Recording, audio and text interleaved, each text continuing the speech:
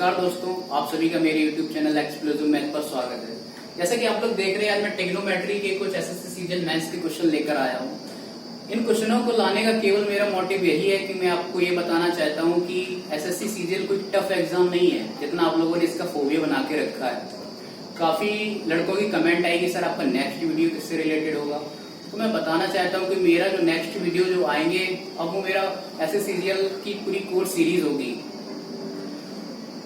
चलो, जैसा कि आप लोग देख रहे हैं, ये क्वेश्चन ट्रिग्नोमेट्री का जो 2018 में आया हुआ क्वेश्चन है। 1 + sin phi / 1 - sin phi = p²/q²। आपसे sec phi की वैल्यू पूछी गई है। आप लोग जानते हैं इसे ट्रेडिशनली सॉल्व करेंगे तो ये काफी लेंथी हो जाएगा। तो आप करना क्या है, आपसे sec phi पूछा गया है तो आपको ये पता होना चाहिए कि sec phi एक यूनिट लेस क्वांटिटी है। इसकी कोई यूनिट तो होती नहीं, क्योंकि आपको पता है,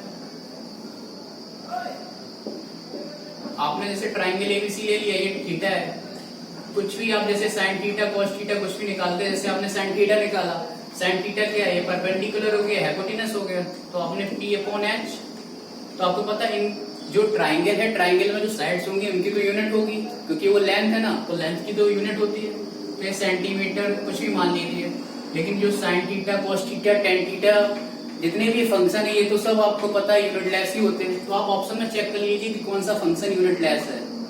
जैसे आपने देखा कि ये क्या बन रही है, आपने देखा, मान लो इसको सेंटीमीटर मान लो, तो ये सेंटीमीटर की पावर 4, ये सेंटीमीटर स्क्वायर, ये सेंटीमीटर स्क्वायर निकल रही, यूनिट लेस तो निकल नहीं रही है। डायरेक्ट ऑप्शन कट कर सकते हैं। इसमें आपने देखा ये यूनिट लेस हो गया, ये यूनिट लेस हो गया, तो इसके चांसेस है अभी सही होने के। देखिए आगे कोई ऑप्शन तो नहीं है जो यूनिट लेस शो कर रहा हो। p² + q² तो क्या है, इसका क्या है कि सेंटीमीटर की पावर 4, ये भी आपका सेंटीमीटर स्क्वायर आ गया, तो ये भी आपका नहीं हो सकता। डी ऑप्शन, ये तो आपका सेंटीमीटर स्क्वायर ये इनवर्स में जा रहा है, तो ये भी आपका क्रॉस हो गया। तो आपका फाइनली ऑप्शन बी हो गया। नॉर्मल मेथड है, ट्रेडिशनली मेथड बिल्कुल यूज मत। जैसे कि आप लोग सेकंड क्वेश्चन देख रहे हैं, tan 29 degree cot 61 degree minus cosec square 61 plus cot square 54 - sec square 36 sin square 1 degree plus 3 degree 5 degree 89 degree तक दिया गया। अब आपको इसे सॉल्व करना कितना इजी वे से मैं बताता हूँ, आप लोग इसे देख लें। tan 29 cot 61, आपको पता है tan 29 को आप क्या लिख सकते हैं, cot 61 लिख सकते हैं। एक cot स्क्वायर 61 हो गया minus cos square cosec square 61, तो आपको पता है कि cosec square theta minus cot square theta = 1, लेकिन यहाँ cot स्क्वायर बन रहा है, यहाँ cosec स्क्वायर बन रहा है, तो ये -1 हो जाएगा। और ये आपका cot स्क्वायर 54 - sec स्क्वायर 36, आप इसे tan स्क्वायर लिख सकते हैं ना, क्योंकि आपको पता है कि जैसे cot 54 डिग्री लिखा है, तो आप इसे क्या लिख सकते हैं, cot 90 - 36 लिख सकते हैं। तो ये कितना हो गया, tan 36 डिग्री हो गया। तो आपने इसे क्या लिख दिया, tan square theta minus sec square theta, ये भी आपका -1 आ गया। तो आपको पता चल गया कि जो आपके इन दोनों की वैल्यू तो -2 आ गई। अब आपके पास ये सीरीज बची हुई है, ये वाली जो सीरीज है, sin square 1 degree plus sin square 3 degree plus dot dot dot sin square 89 degree तक। तो आप सोचिए कि sin स्क्वायर 89 डिग्री को आप क्या लिख सकते हैं, cos स्क्वायर 1 डिग्री नहीं लिख सकते, क्योंकि sin 89 को आप क्या लिखेंगे, नॉर्मली आप देख सकते हैं sin 89 डिग्री को आप क्या लिखेंगे, sin 90 - 1, तो ये आपका क्या हो जाएगा, cos 1 डिग्री हो जाएगा। तो आपको पता चल गया sin 1 को 89 को आपने cos स्क्वायर, तो sin स्क्वायर 1 और cos स्क्वायर 1 हो जाएगा। तो आप देखिए क्या होता फिर।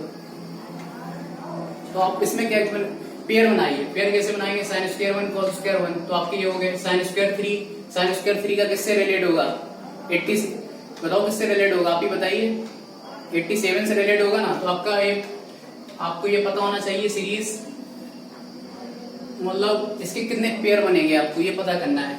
तो आपको पता होना चाहिए नंबर ऑफ टर्म्स कितने हैं, नंबर ऑफ टर्म्स आपको पता होना चाहिए, ये 45 टर्म्स हैं। क्वेश्चन ये उठता है कि 45 कैसे आए, तो आपको पता है 89 है, तो आपको ये क्लियर होना चाहिए 135 टोटल 89 तक ये सीरीज आ रही है। तो आप नॉर्मल अरिथमेटिक प्रोग्रेशन से भी चेक कर सकते हैं, /2 और प्लस ये आपका 1 हो गया, ये नंबर ऑफ टर्म्स आ गए आपके, तो ये आपका 45 आ गए। आपको पता चल गया कि आपके जो 45 टर्म आए हैं, लेकिन 45 टर्म के तो पेयर बन नहीं सकते, क्योंकि पेयर का मतलब 2 से डिवाइड होना चाहिए। तो इसका मतलब क्या है कि आप 44 प्लस 1 लिख सकते हैं इसको। जैसे आपने 44 लिखा तो आपको पता है कि 2 को मिला रहे तभी तो एक बन रहा है, तो इसकी तो आप 22 आपने वैल्यू रख दी। लेकिन एक जो बचा है वो कौन सा टर्म है, तो आपको पता है कि वो 45 डिग्री है, तो साइन स्क्वायर 45 डिग्री, तो 22 प्लस साइन स्क्वायर 45 1/2। लेकिन आपको पता है आपके -1 या -2 भी चल रहा है, तो आपने इसमें -2 कर दिया, तो इक्वल टू 20, तो 20.5 आ गया आपका आंसर। तो कितना इजी था, आपने देखा कितनी जल्दी सॉल्व हो गया। रख के किसमें, जैसा कि आप लोग देख रहे हैं 2019 का क्वेश्चन है, sec theta plus tan theta is equal to p cosec theta plus 1 upon cosec theta -1 की वैल्यू पूछेगी और p ग्रेटर देन 1 की कंडीशन दी गई है। तो ये काफी अच्छा क्वेश्चन कहा जाएगा। इसमें जो ये कंडीशन दी गई, आपने सोचा ये कंडीशन क्यों दी गई है, इसका मेन रीजन यही है, अगर आपने p इज इक्वल टू 1 मान लिया तो थीटा 0 आ जाएगा। जैसे ही थीटा 0 आया आपने यहाँ पुट किया cosec 0, या अब अनडिफाइन हो गया, ये भी अनडिफाइन हो गया, तो आपको पता है कि अनडिफाइन होगा, इसीलिए उन्होंने कंडीशन बना दी p ग्रेटर देन 1। लेकिन आप इस अनडिफाइन को डिफाइन भी तो बना सकते हैं।